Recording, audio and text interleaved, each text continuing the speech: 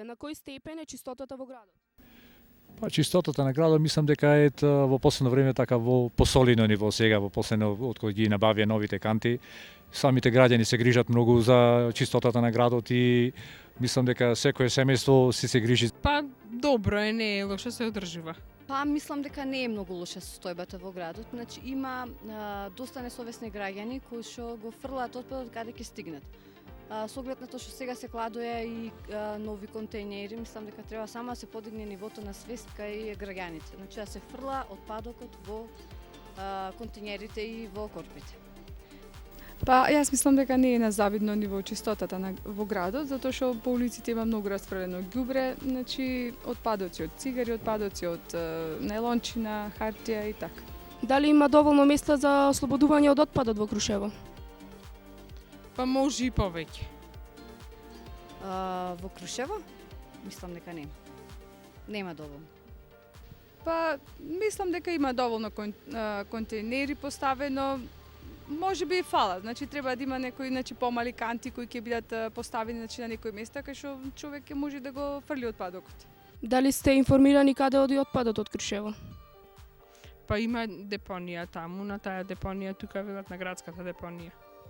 Па отпадот во Крушево оди во регионалниот имаме тука за отпад што е, таму се собират предпријатието што е во градот, комуналното, и таму го депонираат, да речеме, го оставаат.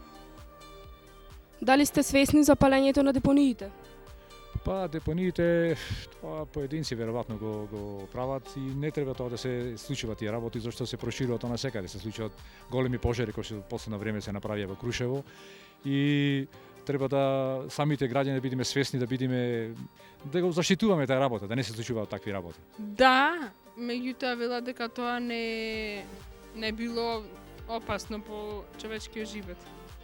Да, сме свесни и затоа и тоа сега го потенцира, дека е доста штетно и се одразува на животната средина. Да, свесна сум за тоа, значи тоа ни се случува и во Крушево, имаме депонија која постојано се пали, па и дичат кој постојано ние го чувствуваме, го вдишуваме.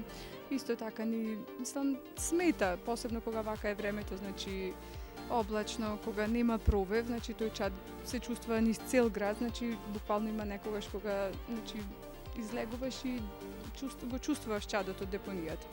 Свесна сум, меѓутоа треба да се преземе нешто за тоа, значи да се прекини таа практика. Кој е најдобриот начин за справување со ѓубрето?